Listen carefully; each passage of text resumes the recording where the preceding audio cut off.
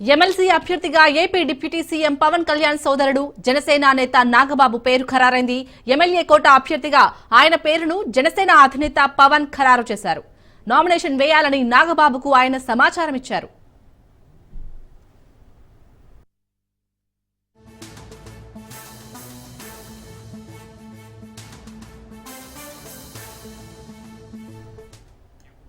కొద్ది రోజుల కిందట ఖాళీ అయిన 3 రాజ్యసభ స్థానాల్లో 2 టీడీపీ 1 బీజేపీ తీసుకున్నాయి.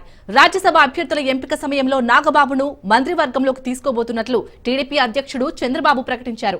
పవన్ కళ్యాణ్ కోరిక మేరకు తొలుత ఆయన్ను మంత్రివర్గంలోకి తీసుకోవాలని సీఎం చంద్రబాబు భావించారు. ఎమ్మెల్యే కోట ఎమ్మెల్సీ ఎన్నికల్లో ఒక స్థానం ఆయన కోసం కేటాయించారు. తీరా శాసనమండలి ఎన్నికల షెడ్యూల్ వెలువడిన తర్వాత నాగబాబుకు కార్పొరేషన్ చైర్మన్ పదవి ఇవ్వనున్నట్లు ప్రచారం జరిగింది. కానీ తాజాగా ఎమ్మెల్యే కోటాలో ఎమ్మెల్సీ అభ్యర్థిగానే నాగబాబు పేరును ఖరారు చేశారు.